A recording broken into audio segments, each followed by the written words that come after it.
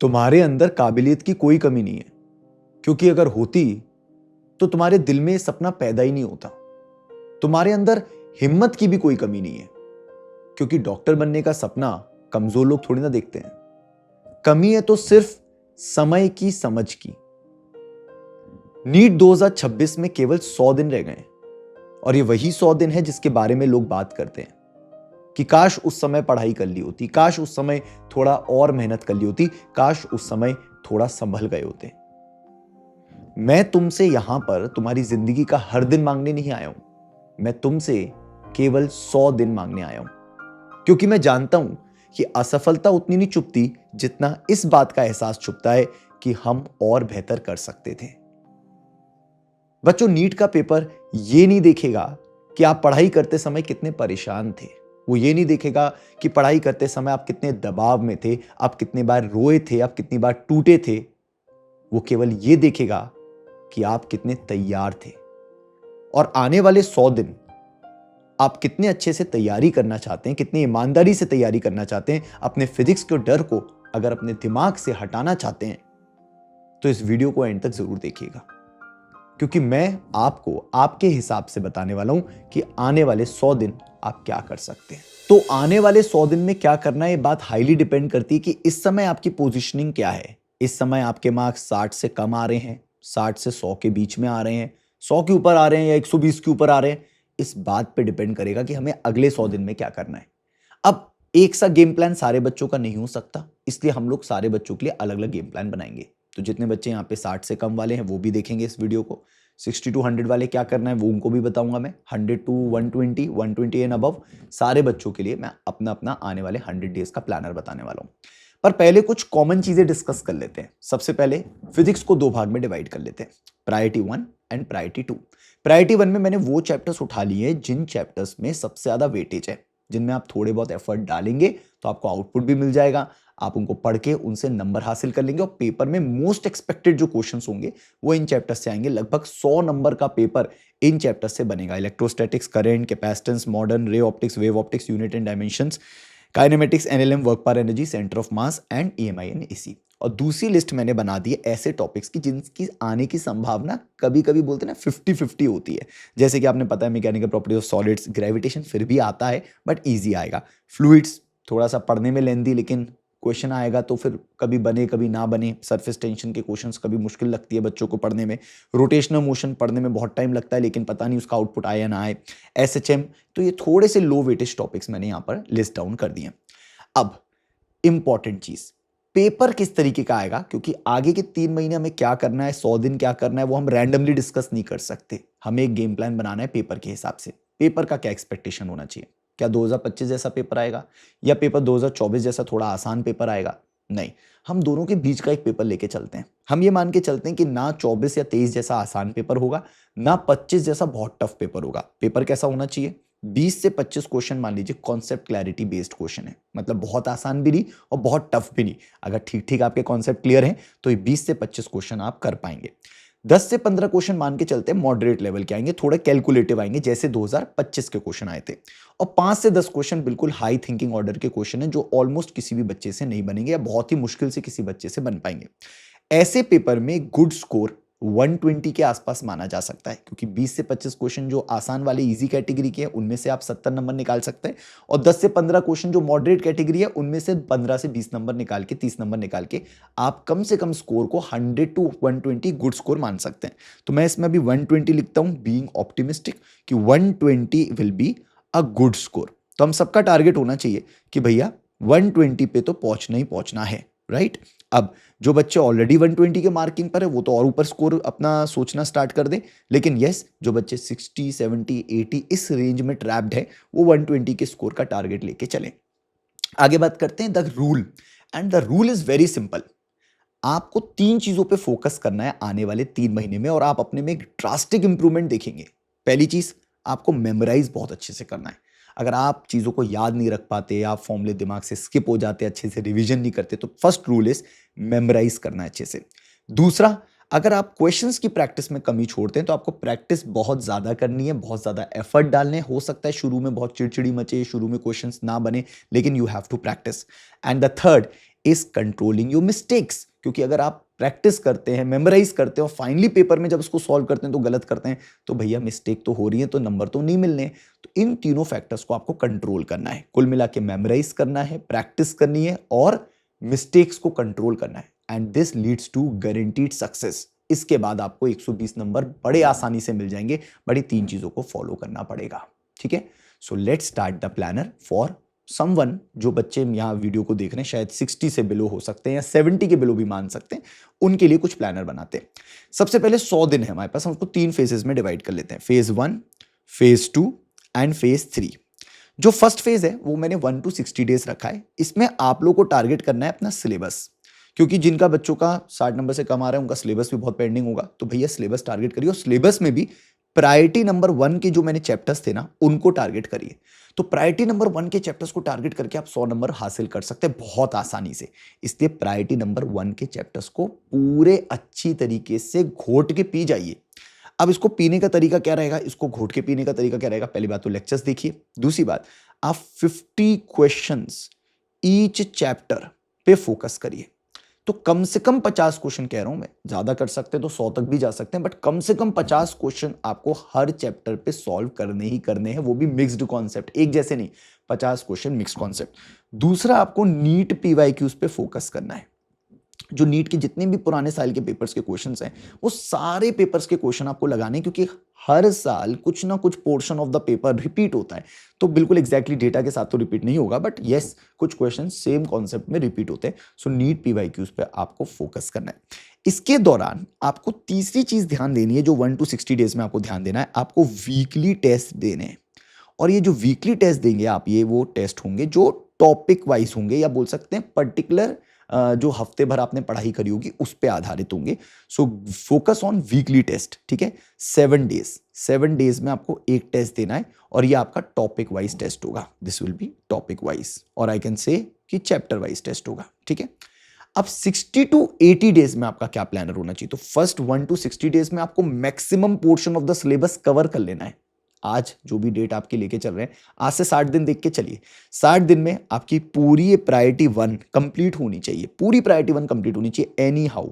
आप उसके लिए यूट्यूब से लेक्चर देखें, आप उसके लिए मेरे लेक्चर्स देखें, आप उसके लिए बैचेस के लेक्चर देखें, कैसे भी देखें, with question, with practice, with test, ये कंप्लीट होना चाहिए एनी हाउ 1 to 60 डेज। ठीक है, इस समय अगर आपको लगता है सर हमें कितना टाइम देना चाहिए, मेरे को टाइम मैनेजमेंट में प्रॉब्लम आती है, तो मेरा मानना ऐसा है कि इस समय आपको 3 घंटे फिजिक्स को पढ़ने में देने चाहिए, 1.5 घंटे के आसपास आपको उसको प्रैक्टिस करने पे देना चाहिए, आधा घंटा आपको अपनी गलतियों को एनालिसिस करने में देना चाहिए, एरर एनालिसिस में देना चाहिए, और एक कॉपी बना के रखें जिसमें वो गलतियों को नोट कर लें। हमेशा गलती की कॉपी अपने साथ लेके चलें।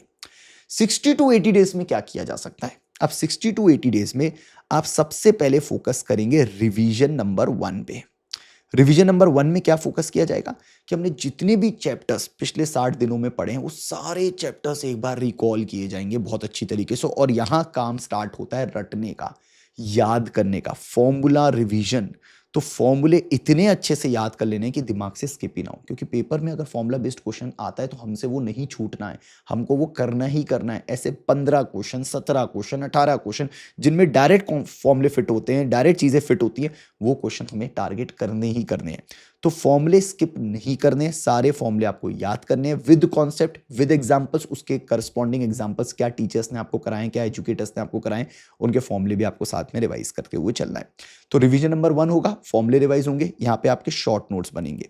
तो आप जब फॉर्मूले बनाएंगे तो आप शॉर्ट नोट्स बनाएंगे, और ये 20 दिन आप मान के चलिए कि आपको सब चीजें दोहरानी है। बस एक दिन में एक चैप्टर, एक दिन में एक चैप्टर, 1 डे 1 चैप्टर आप टारगेट करके चलेंगे।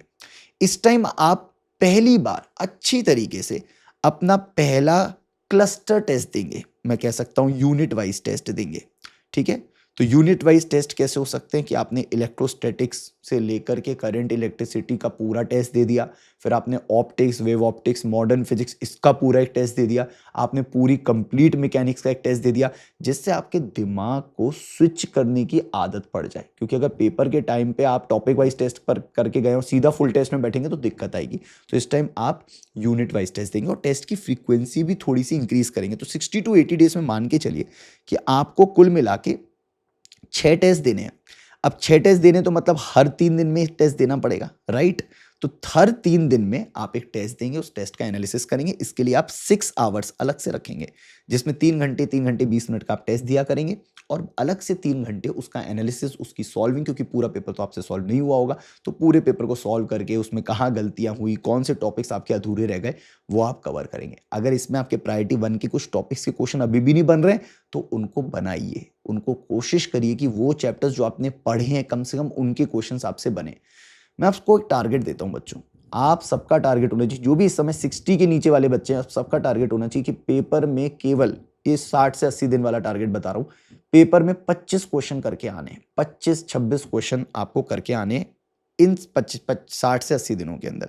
तो 25 से 26 क्वेश्चन आपको टारगेट करने विद एक्यूरेसी, विद स्पीड, ठीक है? तो ऐसा नहीं कि 1.5 घंटे में कर रहे हैं, 1 घंटे में 25 से 26 क्वेश्चन, 30 क्वेश्चन तक भी जा सकते हैं, बहुत अच्छा हो जाएगा। अब 80 से 100 दिन में आपको क्या करना है? 80 से 100 दिन में आपको हर ऑल्टरनेट डे एक फुल टेस्ट देना है, एक फुल टेस्ट देना है, ठीक है? क्योंकि अगर आप फुल टेस्ट नहीं दोगे तो आपकी स्पीड आप नहीं पकड़ पाओगे, आप अपनी एक्यूरेसी नहीं पकड़ पाओगे, बिना फुल टेस्ट दिए नहीं जाना है। मुझे पता है अभी तक आपका साल अच्छा नहीं रहा है, 60 से कम नंबर आ रहे हैं, आप डिमोटिवेटेड हैं, पर यस, अभी भी मोमेंटम बिल्ड किया जा सकता है और इतना बिल्ड किया जा सकता है कि आप 110-115 नंबर के आसपास लैंड कर जाएं। वो भी काफ़ी है, क्योंकि मुझे ऐसा लगता है कि ऐसे कंडीशन में आपने बायो थोड़ी स्ट्रॉन्ग कर ली होगी, केमिस्ट्री थोड़ी स्ट्रॉन्ग कर ली होगी, तो आप वहाँ से नंबर बटोर लोगे। फिजिक्स बस आपको क्रॉस करना है, तो फिजिक्स आपको जस्ट क्रॉस करना है, तो एंड में 1 फुल टेस्ट हर ऑल्टरनेट दे के जाना है। और मैं कहूँगा 10 FLTs का टारगेट लेके चलिएगा, 10 फुल लेंथ टेस्ट एंड में ज़रूर दे के जाइएगा। अगर आप मान लीजिए एंड के फुल टेस्ट तक 30 क्वेश्चन तक भी पहुंच गए तो आपका 120 नंबर का कहीं ना कहीं अटेम्प्ट आता है। जिस पेपर के लेवल की मैं बात कर रहा हूं उसकी बात कर रहा हूं, 120 नंबर का कहीं ना कहीं अटेम्प्ट आता है। और अगर आपकी एक्यूरेसी ठीक ठाक रही तो 108 112 नंबर आपके कहीं नहीं गए। तो मैं मानता हूं कि अगर आपने मेरी बात को सुना होगा तो हम 108 112 नंबर की रेंज पे बहुत ईजिली लैंड कर सकते हैं स्पेसिफिक टॉपिक पढ़ के।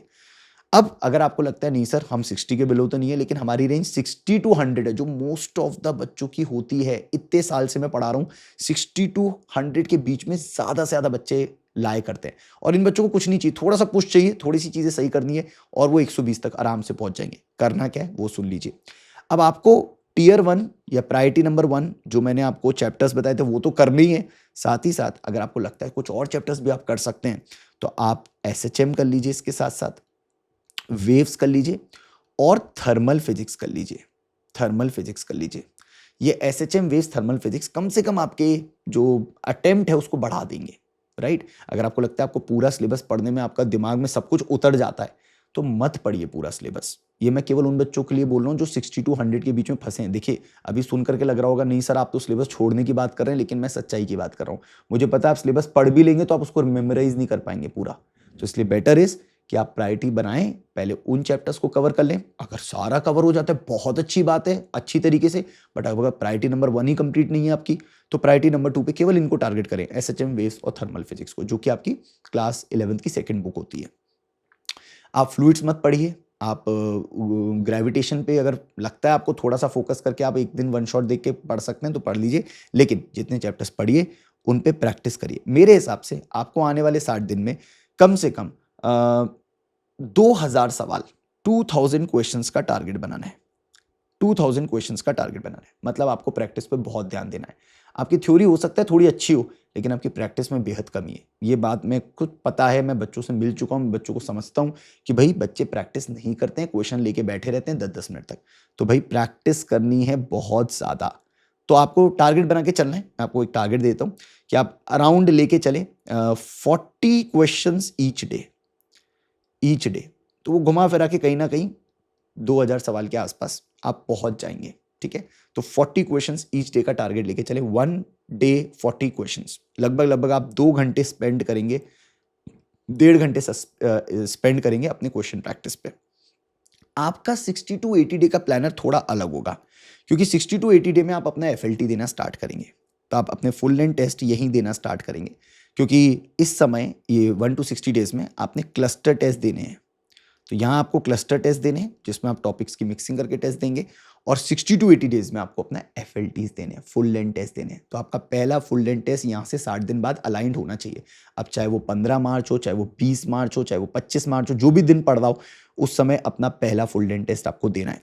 आपको टारगेट क्या बनाना है कि आपको फुल लेंथ टेस्ट में लगभग सिलेबस के 10 से 15 फुल लेंथ टेस्ट, मैं मान के चलता हूँ 15 फुल लेंथ टेस्ट, 15 मैं साइड से लिख देता हूँ, 15 FLTs का आपको टारगेट बना के जाना है। ठीक है, 15 FLTs। अच्छा, फुल लेंथ टेस्ट नंबर 1 तो यहाँ दे दिया, बाकी हम आगे देते रहेंगे, पर इस 60 टू 80 डेज में एक काम और करना है, हमको अपना रिवीजन बहुत अच्छे से करना है। अगर हमने रिवीजन पे फोकस नहीं किया, अगर हमने फॉर्मूले शीट्स नहीं बनाए, अगर हमने चीज़ों को रिकॉल नहीं किया, मैंने क्या रूल बताया था आपको, मेमोराइज, चीज़ों को याद रखना है बहुत अच्छी तरीके से। तो ऊपर हमने प्रैक्टिस कर ली 2000 क्वेश्चंस की, पर बीच में हमने रिवीजन नहीं किया है, हो सकता है चीज़ें हमारे दिमाग से वो निकलनी चालू हो जाए। तो हमें रिवीजन करना है, फॉर्मूला शीट्स बनानी है, शॉर्ट नोट्स बनाने हैं, और आप अपनी गलतियों को नोट करते हुए भी चलेंगे। तो जो भी आपकी एक डायरी होगी जिसमें आप अपने एरर्स को नोट करते हुए चलेंगे, उन एरर्स की डायरी में चीज़ों को लिखते चलें, जिससे पता रहे कि यार देखो ये गलतियां मुझसे हो रही हैं, इनको मुझे सुधारना है। आखिरी के 80 से 100 दिन आप क्या कर सकते हैं, मैं आपके लिए बताता हूं।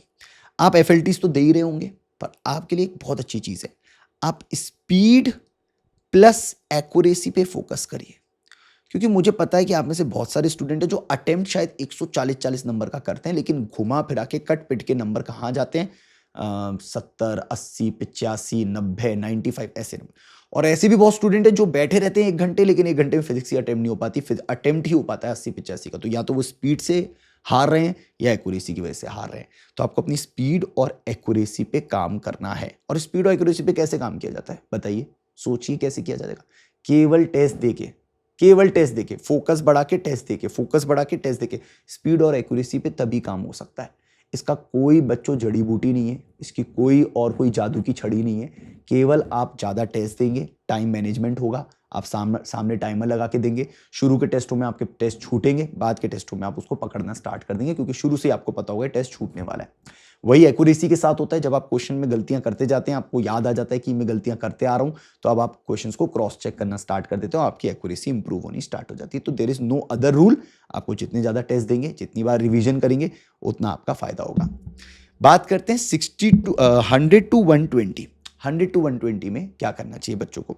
अब देखो, 100 टू 120 वाले बच्चों को मैं ज्यादा छेड़ना नहीं चाहूंगा, मैं कहूंगा जो चल रहा है वो चलने दो, लेकिन तुम्हारी स्टेजेस थोड़ी अलग होंगी। तुम्हें आने वाले 40 दिन के अंदर प्रायोरिटी 1, प्रायोरिटी 2 सारे चैप्टर्स कंप्लीट करने, तुम्हें एक भी चैप्टर नहीं छोड़ना है।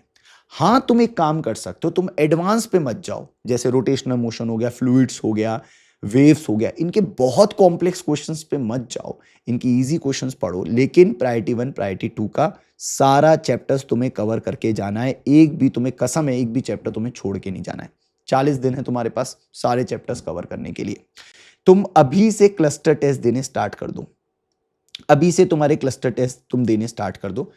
अभी से 40 दिन है तुम्हारे, मान के चलते हैं फरवरी एंड तक, तो फरवरी एंड तक तुम अपने क्लस्टर टेस्ट दे दवा के फ्री हो जाओ। तुम टारगेट बना लो कि तुम्हारा 1 मार्च को पहला फुल टेस्ट होगा, पहला FLT होगा। तो ये तुम्हारी जो 40 से 60 दिन है ना, ये तुम्हारा रिवीजन नंबर 1 है, ये रिवीजन नंबर 1 है। रिवीजन नंबर 1 40 से 60 दिन। इस समय तुम लोग टॉपिक्स रिवाइज कर रहे होगे, शॉर्ट नोट्स बना रहे होगे, फॉर्मूला रिवाइज कर रहे होगे। 20 दिन के अंदर तुम्हें पूरा एक बार सिलेबस कंप्लीट करना है। नोट कर लो अभी दीवारों पे कि 20 दिन के अंदर मुझे पूरा सिलेबस एक बार रिवाइज करना है। और 60 से 80 दिन में दोबारा मेरा रिवीजन नंबर 2 स्टार्ट होगा, मुझे दूसरी बार भी रिवीजन करके जाना है। अगर पेपर में एक रिवीजन करके गया हूं, एक चैप्टर एक बार पढ़ के गया हूं, एक बार रिवाइज करके गया हूं, तो मैं बेवकूफ हूं, मैंने अच्छा खासा मिस कर दिया नीट में सिलेक्ट होने का चांस।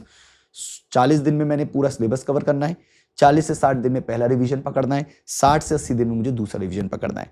मेरे FLT यहीं से स्टार्ट हो जाएंगे 1 मार्च से, और आने वाले समय में मेरे पूरे FLTs लगातार मेरे साथ चलते रहेंगे। मैं फुल लेंथ टेस्ट के नीचे बात नहीं करूंगा, ये बात ध्यान रखिएगा। आप टॉपिक वाइज टेस्ट देना चाहते हैं, आप टॉपिक वाइज टेस्ट जितने देना चाहते हैं सारे यहां दे दीजिए। जितने भी टॉपिक वाइज टेस्ट देने आपको, आप टॉपिक वाइज यहां दे दीजिए। आपको चैप्टर वाइज टेस्ट देने, आप चैप्टर वाइज टेस्ट यहां दे दीजिए। लेकिन सारे FLTs आपको 1 मार्च से स्टार्ट करने हैं। सर कितने FLTs का टारगेट बना के चलें? कम से कम 30 FLTs का, 30 FLTs का टारगेट बना के चलें। 30 नहीं तो 25, 25 से नीचे कुछ नहीं, 25 से 30 FLTs का आप टारगेट बना के चलिए। कैसे होगा, मैनेज करिए, 80 से 100 दिन में रोज एक टेस्ट दीजिए, अपने आप से मैनेज हो जाएगा। ठीक है, अब बात करते हैं अबव 120। भैया आप लोगों की एक ही प्रॉब्लम है, आप सुन भी लीजिए इस बात को। आपकी प्रॉब्लम पता है क्या है? आपका थोड़ा बहुत ओवर कॉन्फिडेंस और आपकी सिली मिस्टेक। अपनी सिली मिस्टेक सुधारिए और अपने ना पुरानी चीजों को मेमोराइज करने की आदत, वो जो है ना पुरानी गलतियां रिपीट करने की, उसको ट्रैक करिए। आपको 1 से 40 दिन में अपना रिवीजन नंबर 1 प्लान कर लेना चाहिए। इस समय आपका सिलेबस लगभग कंप्लीट हो चुका होगा, तो मतलब रिवीजन नंबर 1 आपका 1 to 40 डेज में ही प्लान होना चाहिए। और इस समय सबसे ज्यादा आपको फोकस करना है अपने मिस्टेक एनालिसिस पे। मिस्टेक एनालिसिस आप ये नहीं कर रहे हैं, मुझे पता है। आप पेपर दे के आते हो, पेपर को साइड से फेंक देते हैं, आप पेपर को सॉल्व करते हैं तो भी नोट नहीं करते हैं कि कहाँ गलतियां हुई हैं। मिस्टेक एनालिसिस कर लीजिए, वरना आखिरी 20 दिन में मिस्टेक एनालिसिस करके कोई फायदा नहीं होगा। अभी से मिस्टेक एनालिसिस कर लीजिए। आपका रिवीजन नंबर 2 यहाँ पर होगा, आपका रिवीजन नंबर 3 यहाँ पर होगा, और आप फाइनल डेज में ओनली कोई रिवीजन नहीं कर रहे होंगे, ओनली FLTs दे रहे होंगे। ये आपका प्लानर होगा। मैं आपको ज़्यादा डिस्टर्ब नहीं करूंगा, मैं चाहूंगा कि आपका जो प्लानर आपने बना रखा है आप उसी प्लानर के हिसाब से चले, बेटर रहेगा। बस अपनी गलतियों को सुधारें, क्योंकि आपका मोस्टली प्रॉब्लम यही है कि आप सिली मिस्टेक्स बहुत कर रहे हैं। क्योंकि आपके नंबर अगर 130 135 पे आ रहे हैं, मतलब आप अटेम्प्ट 150 155 का आराम से कर रहे हैं, तो आप प्लीज़ अपनी सिली मिस्टेक्स को सुधारिए। तो आई गेस सारे बच्चों के हिसाब से मैंने एक छोटा छोटा प्लानर सबको दे दिया है। देखिए क्या है, ये टाइम है समेटने का, ये टाइम है चीज़ों को वाइंड अप करने का। इस टाइम में हमें चीज़ों को फैलाना नहीं है। अगर आप ये सोच रहे हैं कि अब मैं 10 दिन 15 दिन किसी एक चैप्टर को पढ़ लूँ या 15 दिन इस फलानी चीज़ को दे दूँ, तो आप गलत कर रहे हैं। इस समय चीज़ों को सिकोड़िए, जितना पढ़ा है उसको पहले कंसाइज करिए, कंसोलिडेट करिए। अगर आपने उसी को कंसोलिडेट नहीं किया तो दिक्कत आ जाएगी। तो पढ़िए, कंसोलिडेट करिए, उसको छोटा करिए, उसको मेमोराइज करिए, उसकी प्रैक्टिस करिए और अपनी गलतियों को पकड़िए। बस ये छोटे छोटे टिप्स हैं बच्चों, इसके अलावा कुछ ऐसी चीज़ नहीं है कि तुम सोचो कि अरे सर कुछ ऐसा बता दे, नहीं, ऐसा कुछ भी नहीं है। बस केवल इन्हीं 4-5 पॉइंट्स को तुम्हें दिमाग में लेके अपनी पढ़ाई करनी है। बाकी अगर तुम लोग को लगता है कि तुम लोग को रिवीजन में मेरी ज़रूरत है, तो मैं अपना एक क्रैश कोर्स लॉन्च कर रहा हूँ विजय बैच में। मैं, अनुष्का मैम और प्रणव सर, हम तुम्हारे बायो, केमिस्ट्री और फिजिक्स का पूरा ध्यान रखने वाले हैं। सो आने वाले 1 तारीख से हम लोग अपना क्रैश कोर्स लॉन्च करने वाले हैं, जो 2 महीने 2.5 महीने बच्चों के साथ रहेगा। तो बच्चों को अगर सहारा चाहिए, बच्चों को चाहिए कि सर हमारा पूरा एक बार रिवीजन आप लोग करा दीजिए, तो आप लोग हमारी टीम के साथ आके जुड़ सकते हैं। साथ ही साथ कोर्स फ्लो किस तरीके का होना चाहिए, वो कोर्स फ्लो मैंने यहाँ पे मेंशन कर दिया है, आप उस कोर्स फ्लो को देख सकते हैं। और अगर आपको टेस्ट सीरीज की रिक्वायरमेंट है, तो टेस्ट सीरीज में आपको बता चुका हूँ, 5 11th के टेस्ट, 5 12th के टेस्ट और 10 फुल लेंथ टेस्ट आपको इस टेस्ट सीरीज में मिल जाएंगे। सबकी लिंक मैंने डिस्क्रिप्शन में नीचे मेंशन कर दी है, चेक कर लेना। क्रैश कोर्स को मैंने एक्टिवेट कर दिया है, तो लिंक उसकी भी मेंशन कर दी है। TOP01 कोड यूज कर सकते हैं आप लोग मेरे क्रैश कोर्स को ज्वाइन करने के लिए।